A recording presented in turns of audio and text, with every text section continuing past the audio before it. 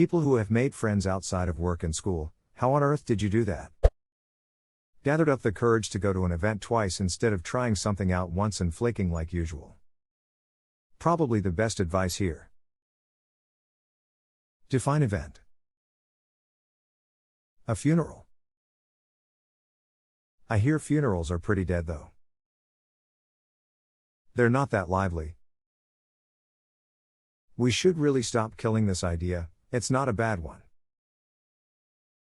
Can we put this topic to rest? I'm okay with burying this conversation. That would be a grave error. I'm pretty tight with a couple of neighbors. Play pickup hockey and watch stupid movies in the basement. My best friend used to just be my neighbor years ago. We just started chatting and hanging out when we saw each other.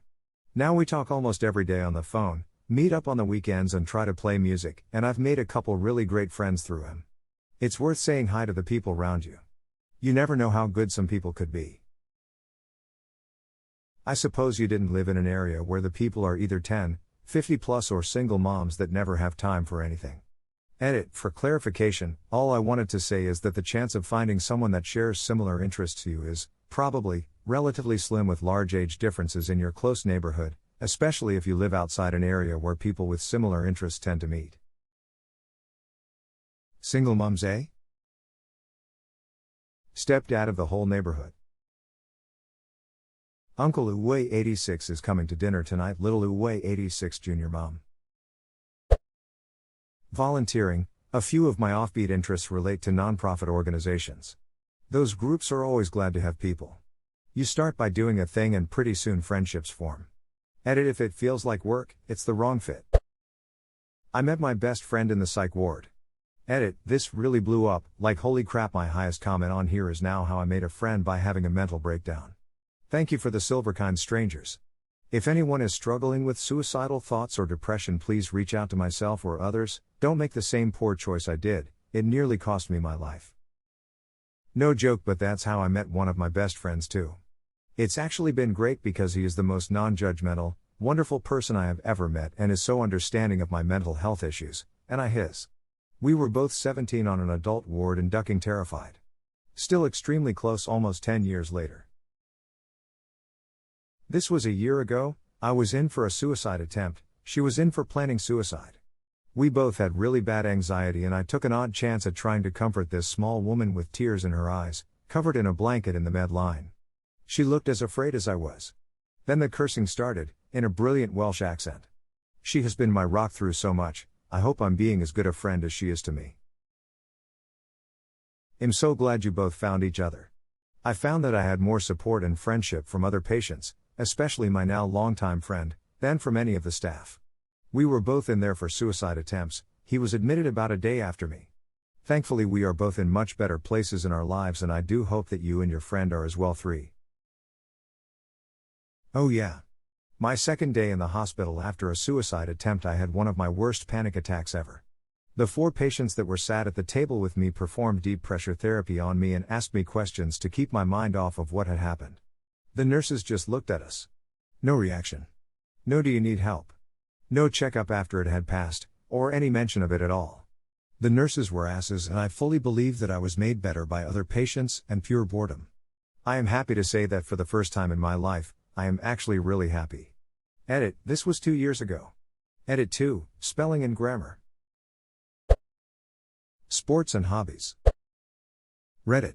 Made a friend on Retails from front desk. We moved our chats to Discord and learned that though I was halfway across the country, he lived a half hour away from my folks. We met up in person for the first time when I went to visit them. When I got home, my longtime GF broke up with me, and I decided I was tired of living so far away from my folks and the only thing keeping me there was gone, so I moved out to where they were. Now me and Smell are best friends and write stuff and make a podcast together. Edit, podcast is Midtown Mythos if you're interested. It's an urban fantasy actual play RPG. It's not for everyone, but we have a lot of fun with it. Edit 2, in case there is still doubt that we're not the same person. Null is the cute one not pictured, third host who was sleeping then at work and couldn't eat pancakes with us. I have come here for curiosity as well, am so desperate I joined a app for friend finders lol. What app? Asking for a friend. Lol.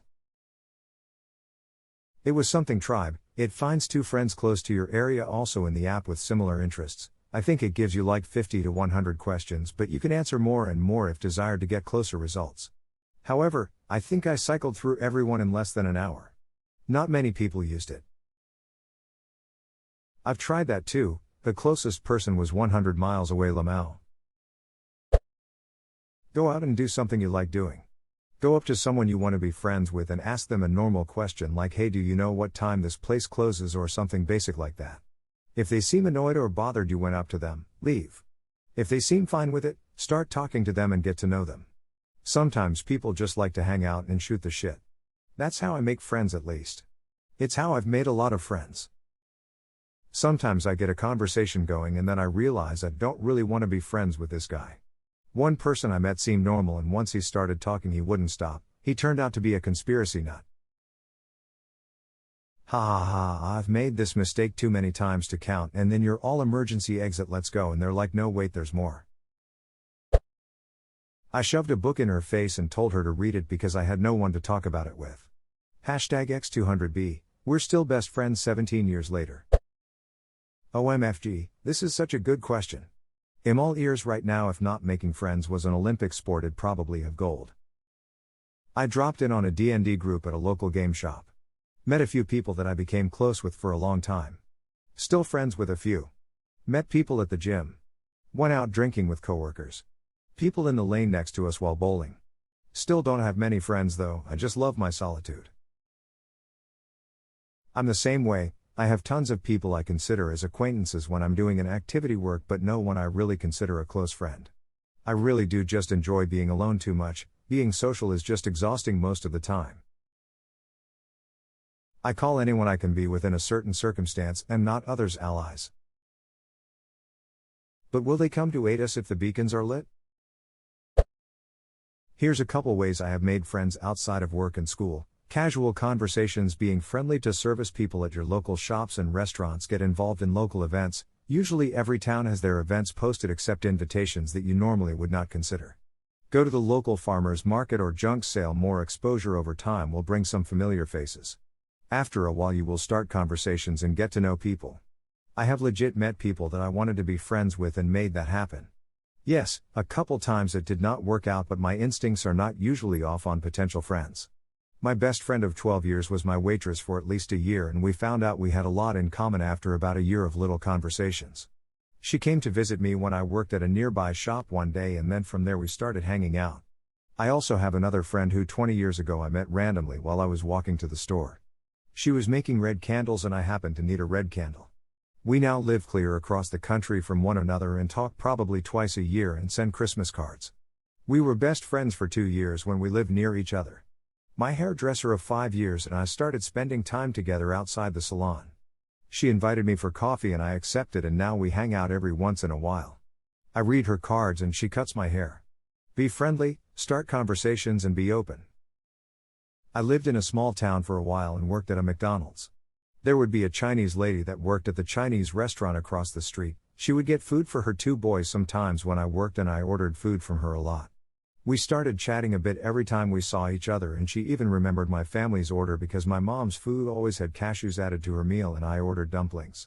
Whenever I visit my family, I like to get Chinese food from her place so we can reconnect. Just frequenting a place and remembering faces can help start friendships. Become a regular at a bar. I eventually got a standing invite out to the after-hours place the staff went to after the bar closed. When I was cool there, more social events followed. Find a hobby. My husband was lonely and depressed. It is hard for him to make friends because he works 3rd shift every other week. He's up when everybody else is asleep when they are awake, and working whenever they have an outing planned. Then all of a sudden he starts going to this yearly convention for podcasts and tabletop gaming. Next thing you know, he's a guest host on several of the podcasts, has quite a bit of a social media presence and somewhat following on their channels, and talks to these people constantly.